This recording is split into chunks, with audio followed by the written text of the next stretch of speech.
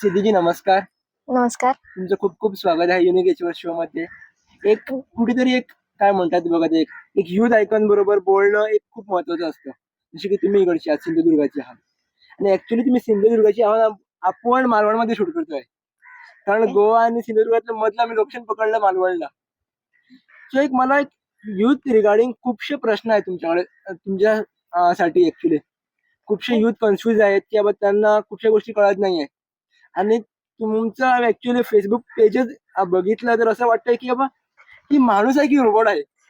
पाठोपाठ photo photo पण एवढे प्रोग्राम तुम्ही करतात, एवढे इन्व्हॉल्व असतात वेगवेगळ्या गोष्टींमध्ये, लोकांमध्ये मिसळतात, की कसं काय पॉसिबल आहे की बाबा एक आपलं करिअर पण सांभाळणं, एवढे प्रोग्राम करणं, सोशल वर्क करणं, हे काही सोपी गोष्ट नाही. आणि फक्त थोडे जण मी बघतात की बाबा थोडे मिनिमम फेस्टिवलला देतात, सोशल वर्क करताना जातात मिनिमम टाइमला. पण तुमचं बघितलं की वर्षातले 365 डेज चालूच असतं, काही ना काही नाही, काही ना काही चालू. की कसं सगळं घडतं आणि ह्याच्या मागची स्टोरी काय आहे हे आम्हाला सगळी जाणून घ्यायची आहे. एक या पॉडकास्ट सुरुवात करण्याच्या अगोदर तुम्हाला मी एक माझा खास प्रश्न म्हणून असा विचारणार, तुम्हाला कशाला वाटलं की तुम्ही सोशल वर्क मध्ये जावं किंवा लोकांमध्ये मिसळावं की एवढे एवढे प्रोग्राम करावं, कशासाठी तुम्हाला वाटतंय? मेन रिझन काय आहे याचं? मेन रिझन सांगायचं झालं तर रिझन असं स्पेसिफिक नसतं. जे सोशल वर्क म्हणजे एक मोठी अशी कन्सेप्ट नाही बाबा स्पेशली जाऊन तिथे केलं पाहिजे.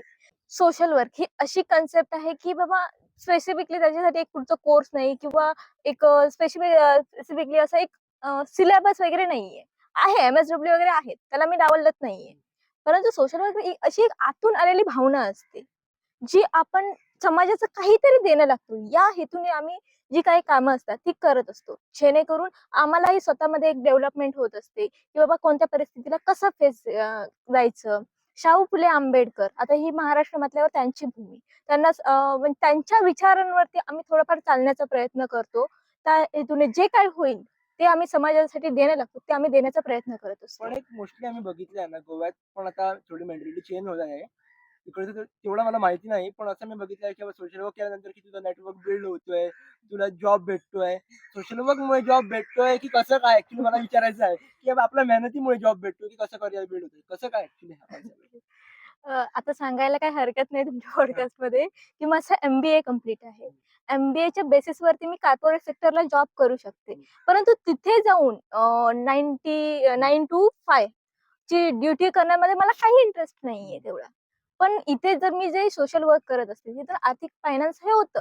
आपल्या गरजा केवढ्या आणि आपण करतोय काय? आपण फक्त जो पैसा आहे तो कशासाठी कमवायचा? याचं मेन रिझन समजलं ना, की जगण्याला एक वेगळा अर्थ प्राप्त होतो. त्याच्यातनं आपण जी संकल्पना आपल्या जीवनामध्ये आणतो, त्यालाच एकंदर हे करून जे करियर अपॉर्च्युनिटी असते, त्या दृष्टीने माझं करियर असं म्हणता येईल.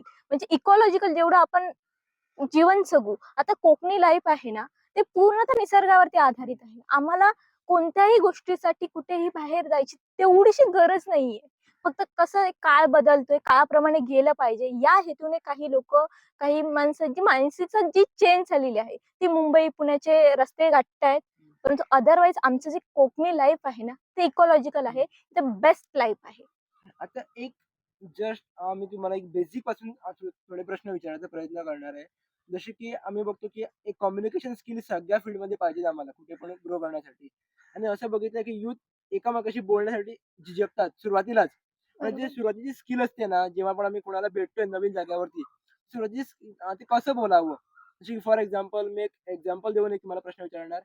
मी एक जर मी कॉलेज पास आउट मुलगा आहे. मी आजपर्यंत कधीच प्रोग्रामला कुठल्या गेला नाहीये, कुठेच फिरलो नाहीये. आणि मला पब्लिकमध्ये कम्युनिकेशन स्किल बिल्ड करायची आहे. आणि त्या जागेवर समज 50 लोकं आहेत. आणि सगळे लोकं नवीन आहेत. तर मी कसं बोलणार आणि काय बोलणार सुरुवातीला आणि काय बोलायला पाहिजे? फर्स्ट स्टेप काय आहे? First step. पहिल्यांदा तुम्ही एका प्रोग्राममध्ये गेला, तिथे जाऊन तुम्ही डायरेक्टली नाही बोलू शकत. ही स्पष्ट आहे. त्याच्यानंतर तुम्ही काय केलं पाहिजे, असे 5-10 प्रोग्राम अटेंड केले पाहिजे. किती लोकं आहेत, मानसिकता काय आहे, सध्या कोणते टॉपिक चर्चेमध्ये आहेत, त्यांचा अभ्यास केला पाहिजे. जर का अभ्यास असेल, तरच तुम्ही कम्युनिकेट करू शकता. अदरवाईज त्या गोष्टीवरती बोलण्यामध्ये आपल्याला काही अर्थ नसतो आणि समोरचाही आपल्याला तेवढा रिस्पॉन्सही देणार नाही. त्या दृष्टीने आपले जे नॉलेज असतं ते बिल्ड करायचं पहिलं. दुसरी गोष्ट असते ती छोटे-छोटे स्टेज असतात.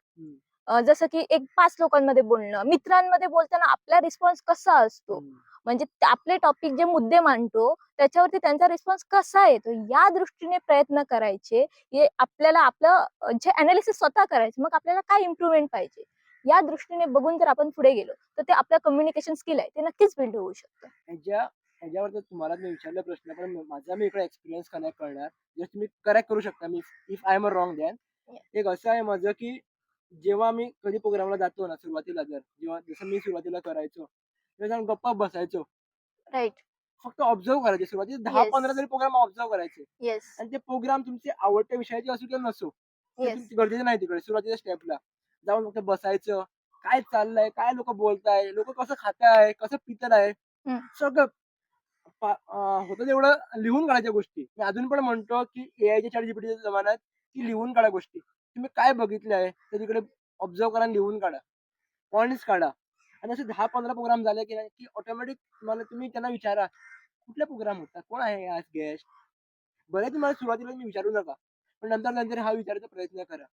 तिकडे समज कोणी स्टॉल लावलाय, तर कुठला स्टॉल आहे? असं बोला. या कॉन्सेप्टमध्ये तुमचं स्लोली बिल्डअप होत जातो कॉन्फिडन्स. आणि नंतर असं होतंय, की तुम्हाला तिकडे बोलण्याची गरजच पडत नाहीये. आता जसं माझं होतंय, कुठे पण गेलो ना, की आता ॲक्चुअली थ्रू पॉडकास्ट असेल किंवा वेगळे प्रोग्राम्स केले म्हणून असेल, लोक ऑटोमॅटिक ओळखतात. नक्कीच.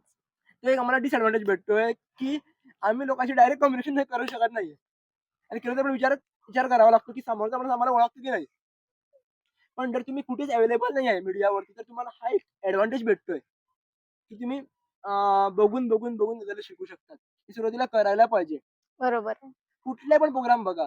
नंतर तुम्हाला कळायला लागणार स्लोली, की असले प्रोग्राम मला आवडत नाहीये, असले प्रोग्राम मला आवडतात. त्यानुसार आपले करियर चूज करा किंवा बिल्ड करा. सुरुवातीलाच डे 1ला मला हेच पाहिजे असं म्हणू नका. गो इन दॅट फ्लो.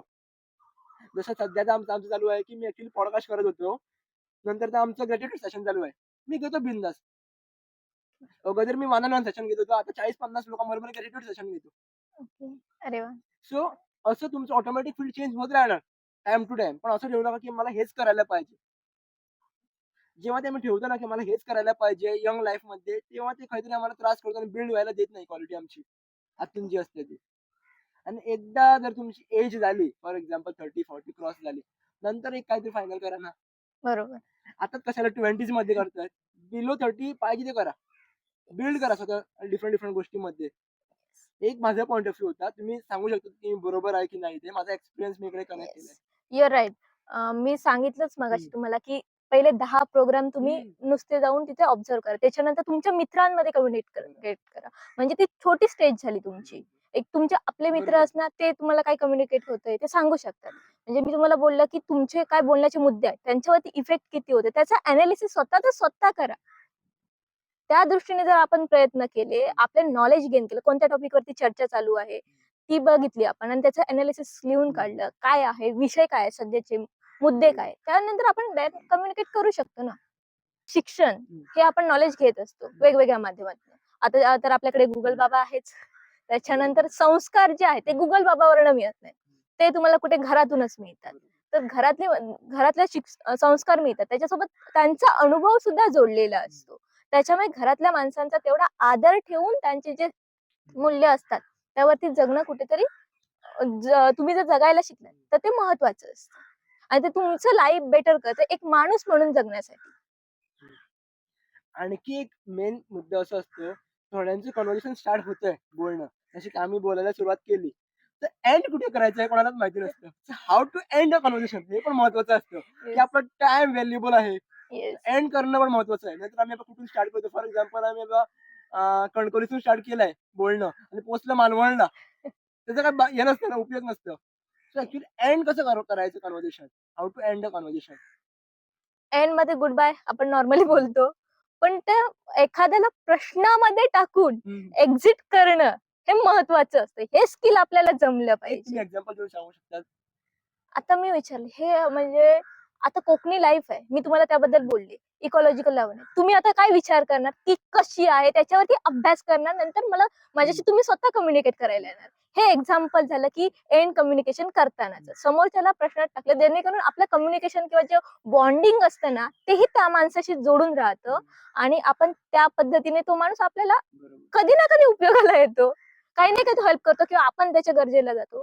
तो माणूस म्हणून एक तो जोडून राहतो आपल्याशी. असं कम्युनिकेशन आपलं असलं पाहिजे. कम्युनिकेशनचा एंड जो आहे ना तो अशा पद्धतीने असला पाहिजे.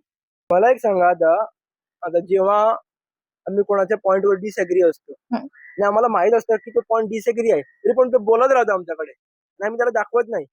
हे कॉन्व्हर्सेशन पुढे कसं घेऊन जायचं? याच्यामध्ये आपण जास्त त्याच्याशी आर्ग्यू करत बसायचं नाही. आपल्याला माहिती आहे तो चुकतं, एकदा सांगायचं. त्याच्यावरती तरीही त्याचा रिस्पॉन्स जर नसेल हम्म. तर त्याला आपलं प्रॅक्टिकल नॉलेज असतं ते त्याला दाखवायचं. असा एक्सपिरियन्स आहे माझा, याच्यावरती तुझं काय मत आहे, त्याला प्रश्नात टाकायचं आपण. मग त्याने तो अभ्यास केला पाहिजे.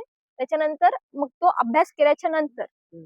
जे काही त्याच्याकडनं येईल ते त्यालाही समजलेलं असेल, त्याच्याही फायद्याचं असेल आणि तुम्हालाही हे झालेलं असेल. थोड्यांचं डोकं असं असतं, आम्ही बघितलंय. तर मला पण एकदा फॉर एक्झाम्पल त्याला मी सांगतो, मी कधी पण मी समजा आउट ऑफ स्टेट गेलोय, कधी रिक्षामध्ये जातोय, कोणतरी अचानक बोलत राहतं माझ्याकडे, मला ते ऑटोमॅटिक कुठून येतं ऑरा तसाच झालाय की कोण ना कोणी काहीतरी सांगून जातो. सो काय होतंय की तो काहीतरी सांगत असतो आणि मला वाटतं हा काहीतरी वेगळंच सांगतोय. हा. म्हणून मी काय करतो, जसं की माझ्या डोक्यात बसलंय, कोणी जर सांगतो की मी हत्ती ढगाल उडताना बघितलंय, हम्म. तर मी त्याला हो म्हणतोय. मी पण बघितलंय म्हणून सांगतो, कारण त्याच्यात आपली Yes. सेफ्टी असते, नाही तर आपलं डोकं गरम होतं. येस, तर कधी कधी ते पण करणं चांगलं असतं. राईट. हेच मी मध्ये आमच्या एखादा आमचे क्लोज वन असतात ना, तेव्हा ते आपल्याला असंच समजतात हत्तीसारखे. त्यांना काय वाटतं की त्यांच्याकडे ती नॉलेज आहे म्हणून. म्हणून मी म्हणतो, हो हो मी पण बघितलंय. बरोबर. मी असं बघितलंय की त्यांची बायको पण त्याच्याबरोबर होती. तर त्यांना असं पटवून द्यायचं आणि त्याला सांगायचं की तूच खरा आहे. तर थोडे मुद्दे असे क्लिअर केले तर कसं काय होणार? राईट. आपल्याला समोरच्या माणसाचे म्हणजे कम्युनिकेट हम्म. पूर्ण होणार आहे का? ट्रॅव्हलिंग मध्ये असू तर तो माणूस आपल्याला काहीही पकवतो, काही येऊन सांगतोय, तर त्याच्याशी पूर्ण कम्युनिकेट होणार आहे का मुळात? नाही हे बघायचं. मग त्याला सांगायचं की ते नॉलेजचा आपल्याला काय फायदा आहे का? तो चुकीची इन्फॉर्मेशन देतोय त्याचा. नाही, मग सोडून द्यायचा विषय. सिंपल. महत्वाचा प्रश्न आणि मी हा एंड करणार इकडेच, नाहीतर खूप लांब होणार, तर तुम्हाला पण उगाच कंटाळणार तुम्ही. माझी मराठी अशीच कच्ची आहे. एक प्रश्न असा आहे की बाबा, आम्ही जेवढे काम करतो ते 5 तास असू दे, 10 तास असू दे, किती पण असू दे, आम्हाला एक एनर्जी लागते, पॉझिटिव्ह एनर्जी लागते.